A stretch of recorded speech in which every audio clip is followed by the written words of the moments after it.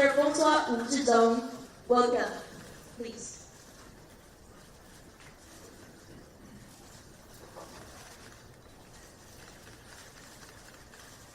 Distinguished guests, ladies and gentlemen, mesdames et messieurs, 各位女士先生 ，Good morning, bonjour， 大家早安。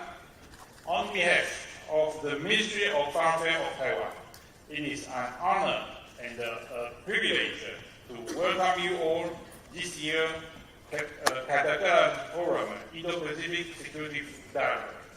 Today, we are especially proud to host a figure whose presence speaks volumes about the importance of shared democratic value and the deepening bonds between free societies.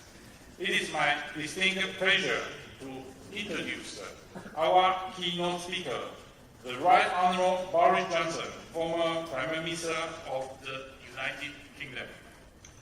This occasion marks Mr. Johnson's first visit to Taiwan. We are delighted to welcome him in a spirit of friendship and sincere respect. Mr. Johnson served as a UK Prime Minister from 2019 to 2022, a time of extraordinary global turbulence and transformation. His premiership was characterized by an unwavering conviction in the power of democracy to stand united in the face of threat, be they political, economic, or military. Under Mr. Johnson's leadership, the United Kingdom took bold steps to reposition itself globally, most notably through the 2021 Integrated Review, which heralded Britain's strategic tilt toward the Indo-Pacific.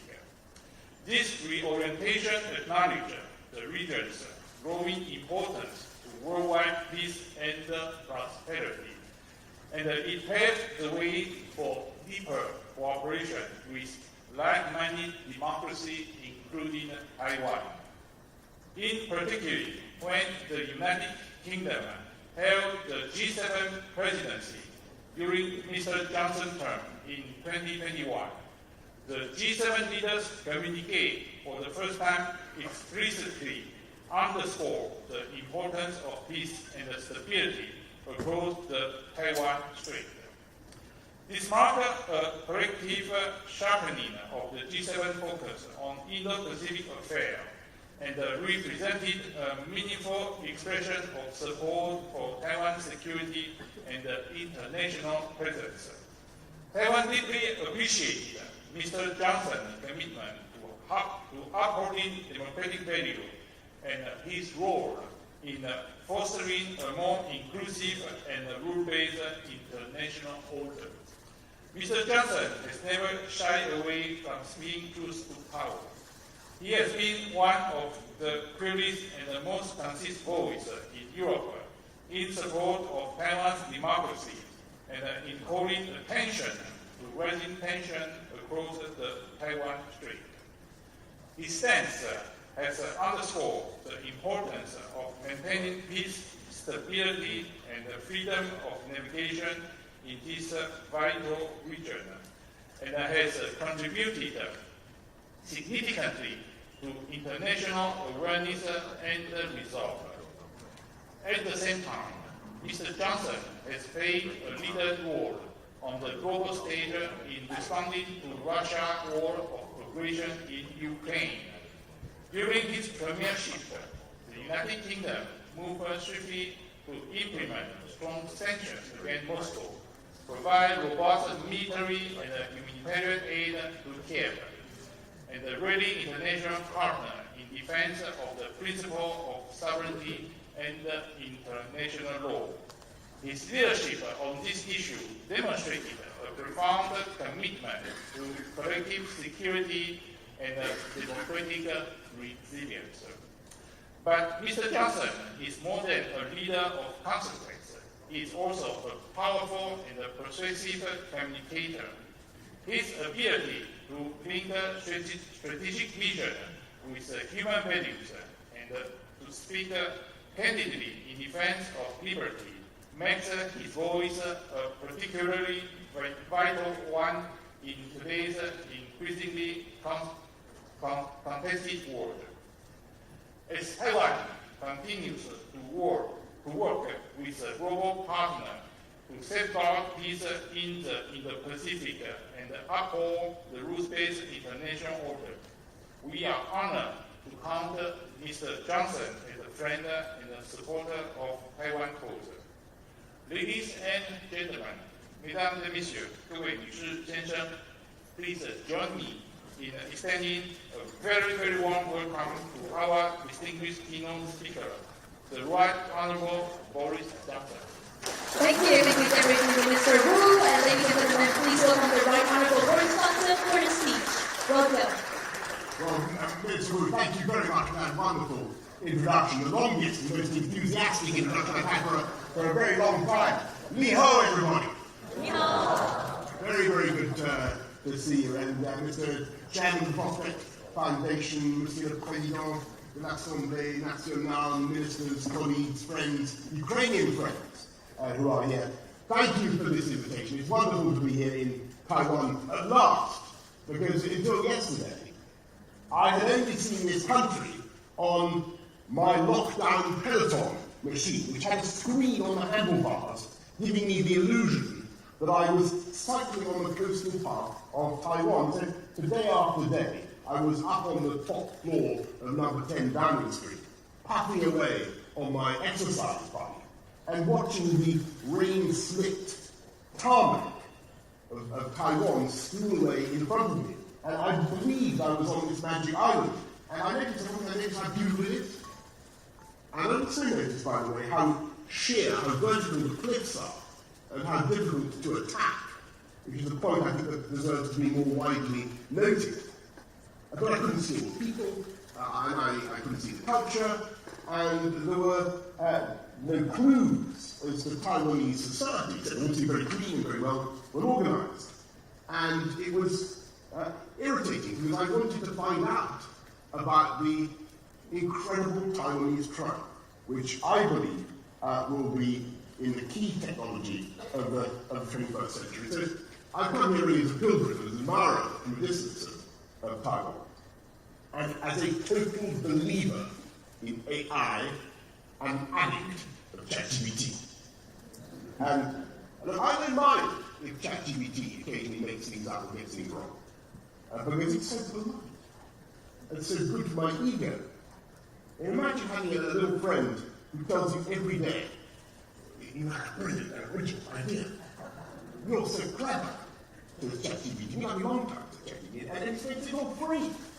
It's absolutely fantastic. And far from fearing the future, I look forward to the day when artificial intelligence goes through the protected bourgeois professions like a whirlwind of fire, torching the ridiculous, time-consuming, and don't you agree? Time-consuming, expensive nonsense conveyancing, planning applications, wayleaves, all this legal stuff. All this stuff that's been used to hold people like me to ransom for generations. And look, I mean, don't worry, all the people who are doing these jobs, accountants, lawyers, and so forth, they're going to get out of jobs.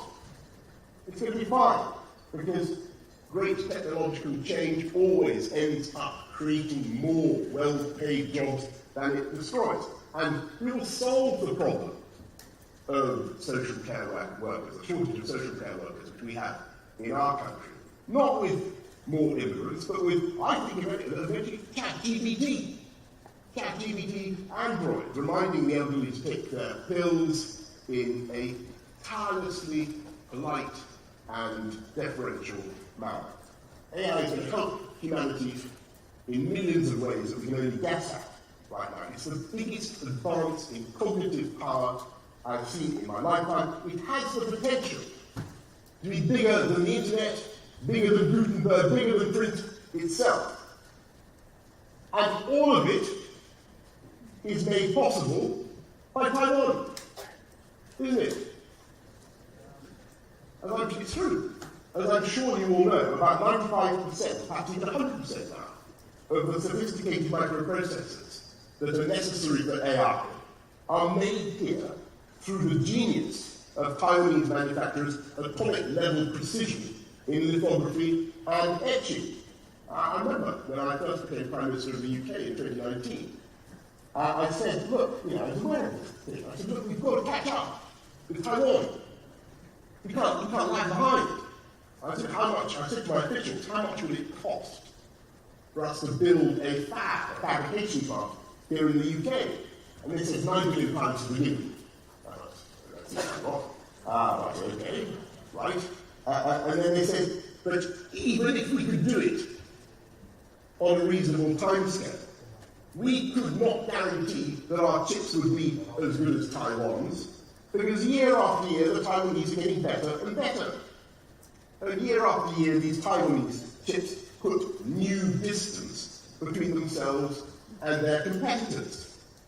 And so, of course, I gave up the idea of the UK government trying to compete with you.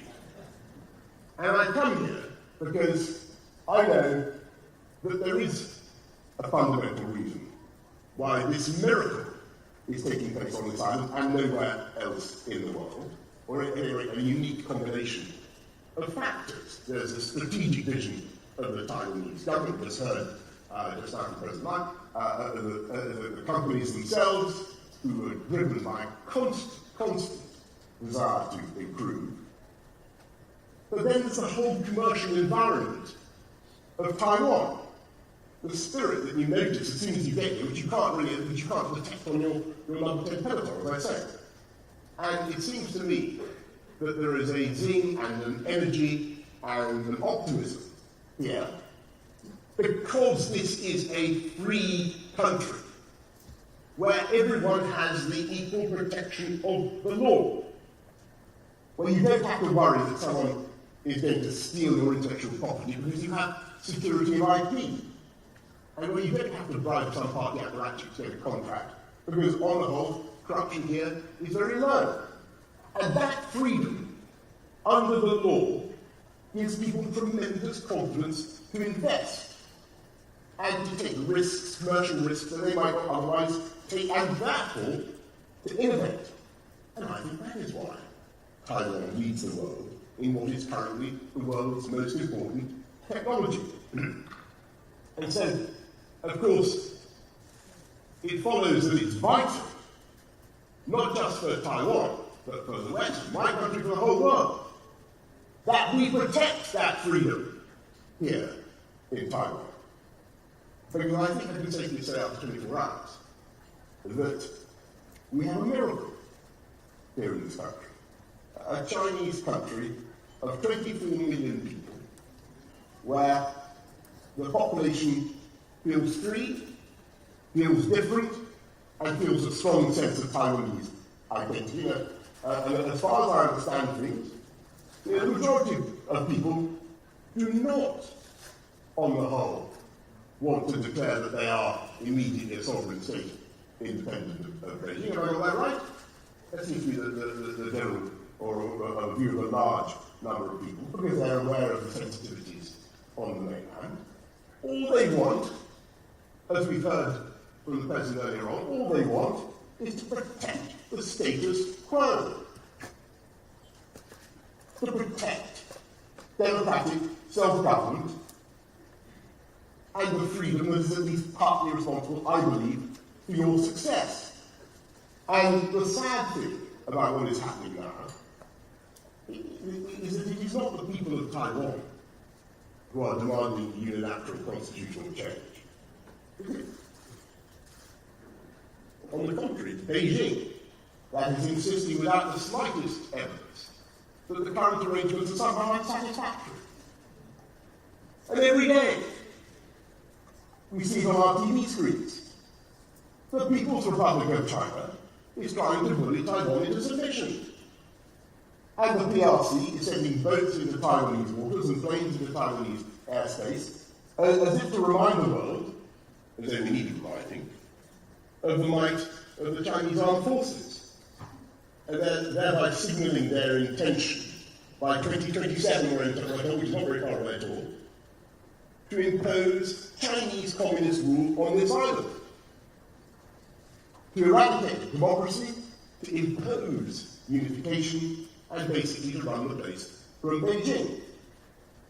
And they are signalling, and they've said expressly, that if necessary they are willing to use force. And of course around the world people look at the relative size of the two entities, population size, Taiwan versus the People's Republic of China, 24 million versus 1.3 billion, whatever it is. And they wonder how Taiwan could possibly survive in such a struggle. I mean, around the world they do. I don't think they worry about it here, do they? Do you think Taiwan, let me ask you seriously, do you think Taiwan can survive? Do you think this blessed island, this happy accident of history, can keep its free and democratic status? Do you? Yes. Good. Well, I'm here to assure you that I also believe that Taiwan can and Taiwan will. Because it's plain to me that freedom is what the people of Taiwan want. And in the phrase of John Stuart Mill, you are lovers of your own liberty. And I don't believe that spirit will ever be crushed. And I say therefore to our friends in Beijing, and they should be our friends, by the way, that is a huge mistake to use intimidating and aggressive measures against Taiwan. And that publicly to contemplate violence is madness. Because the minute you use force to make a unilateral change to the status quo, you risk a chain of events that you cannot control, because that is, I'm afraid, what war always means. And we know, of course, that there are currently ambiguities in the official US position, the official British position, about what we will do in the event of an attack on Taiwan. And that is for very good reason. But no one wants to get drawn into a discussion about a set of circumstances that we all passionately hope to avoid. But you also know, because you've seen it in this conference, and previous versions of this conference, that there are already powerful, distinguished American politicians who are willing to speak up for the defense of Taiwan. And you know that there are many in Washington who are absolutely determined to prevent what America fears would be a major change in balance of power in the Asia-Pacific region and in the configuration of the political configuration of the first island chain. Washington is passionately against that. And by the way, we all know that the United States has the ability, the sheer kinetic power, to change the course of any war on the planet. And I know, we know, in my country, that if America did get engaged in some operation, then the chances are that they would ask for assistance from their closest partners, their closest partners, for instance, France, too, I have no doubt, Britain, Australia, and others. And you'll have heard the other day what our Defence Secretary, our Labour Defence Secretary, John Healey, said about the natural instinct of Britain to help its friends and allies. I don't think he was talking about any particular scenario, or how in particular Britain or any other European country would react. Because the truth is, right now, we don't know how it would look, how it would feel, and what the occasion would demand from the Western powers. We're uncertain. And that is the whole point. That is how disasters begin. It is far easier to start a war than to predict how it will go. And you only have to go back 3 years to see how an active war can trigger consequences that are entirely unforeseen and unintended. There are clear differences between Taiwan and Ukraine.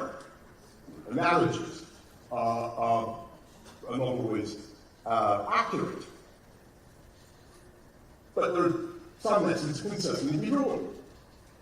When Putin invaded Ukraine in February 2022, he did not expect that by now Russia would have sustained 1 million casualties and 250,000 dead, did he? He didn't bargain for that. He didn't expect that after the colossal expense of Russian blood and treasure, he would still only control about 18% of Ukraine. Slav Ukrainian, by the way. He never expected that the Ukrainians would resist so heroically, or that they would receive such steadfast and generous Western support, started, by the way, by President Trump when he gave the Javelin missiles. The war has been appalling for the poor and blameless people of Ukraine. It's been a disaster for the world. It has also been a total catastrophe for Putin. He will go down in history, not as the man who reunited the two most important parts of the former Soviet Union, not as the man who brought Ukraine back under Moscow's control. He will be remembered as the man who, by his arrogance and impatience, created in the hearts of Ukrainians an absolutely inextinguishable national feeling and desire for independence. Putin is not the man who restored Russian pride. He is the man who gambled on violence and lost, and believe me, he is going to lose. I think in the Trump White House, the scales have now fallen from their eyes about Putin. And there is a real possibility that in August the 8th, isn't it? Those countries, third countries that have been enabling Putin's war by buying his hydrocarbons, India and China, will be hit hard by secondary sanctions. And of course, I don't think any of those countries imagined for a second when this war began that they might in time be visited by that kind of punishment. And I dwell on the lesson of Ukraine, not because the comparison is perfect, clearly there are important differences, but to make this basic point that if you trigger violence, then you're firing a Sarajevo pistol that can lead to disaster for you and for the entire world. And so that's why it's so vital that we address this problem in a way that I think the people of Taiwan want. We heard it just out from the President. It's vital that we address it in a way that I think the people of Britain want and the world want. And that is to have peaceful dialogue across the Straits of Taiwan. And I think, we'd be totally respectful, but we should ask our colleagues in Beijing to explain just why is it so essential to you to conquer Taiwan? When this island presents no conceivable threat to the mainland, is it really worth the risk? Is it really worth the risk, Beijing, when the consequences for the whole world could be so dire? And by the way, is it really necessary for every segment of the Chinese population to be ruled by the Chinese Communist Party? Can there not be places, beautiful places, that are differently Chinese? Of course they can. And by the way, it's a fantastic, I think it's an advantage for Beijing to have this innovative society. This society is incredibly fertile in technological developments, right next door, investing massively, by the way, in China. And at the same time, we say to our Taiwanese friends, the purpose of my mission here today, we say to our Taiwanese friends, we're with you. We stand with you. Because you are, as has been said, in the front line of the struggle against autocracy. We're with you for strategic reasons, because no one wants the chaos, confusion, and uncertainty that would follow such a change in the balance of the power. No one wants that.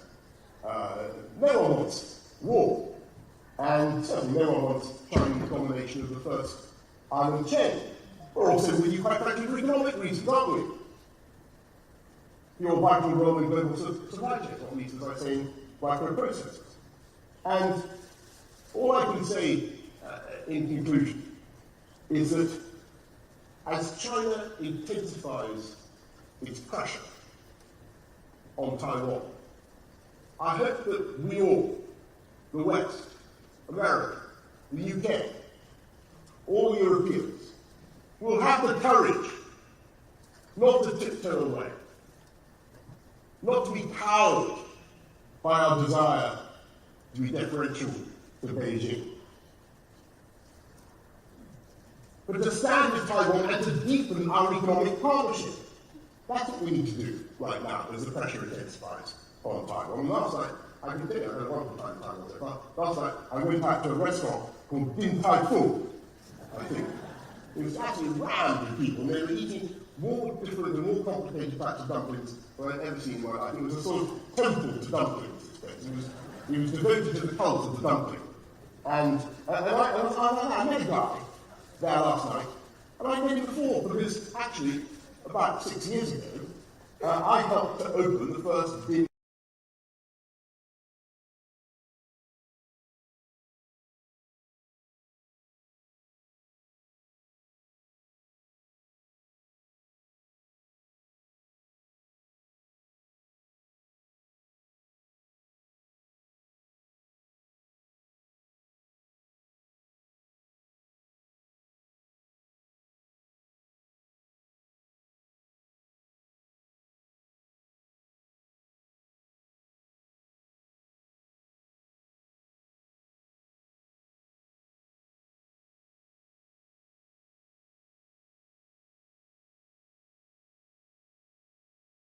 colour, Johnny Walker, indigo level, mauve level. I've never tasted these drinks, but they seem to be very popular here in China. Obviously, very good for the Scottish economy. And we should intensify that economic partnership. And we are very pleased that the UK office here is well staffed and highly active. And in the end, folks, we're with you for the best reason of all, which is that we share your values. UK, Taiwan are two island democracies who understand that freedom is not just a wonderful thing because it helps you build a better silicon chip. But it also does, and Taiwan is the proof of that, right? I know that. We're with you because we both understand that freedom is also a wonderful thing in principle, and it's a wonderful thing in itself. So thank you, Taiwan. Thank you for your bravery and for standing up for freedom in a very difficult and dangerous part of the world. You will have our support, and let us stand up for freedom together. Thank you all very, very much for having me at your conference today. Thank you. Thank you. And thanks to the very honorable Boris Johnson for his inspiring powerful speech. So next, please depart on the right side. Thank you very much. Let us give him a round of applause. Once again, as we thank him for his steadfast support and bid him farewell for his departure. Thank you. Mr. Johnson's unwavering commitment to the values of freedom and democracy and his enduring friendship with Taiwan are sincerely valued and will long be remembered. And once again, I'd like to also thank Deputy Minister Wu for hosting and presenting introductory remarks. Ladies and gentlemen, we will now take a short break. Our next session, the panel discussion 1, will begin at 10:30. Please return to your seat promptly before 10:30.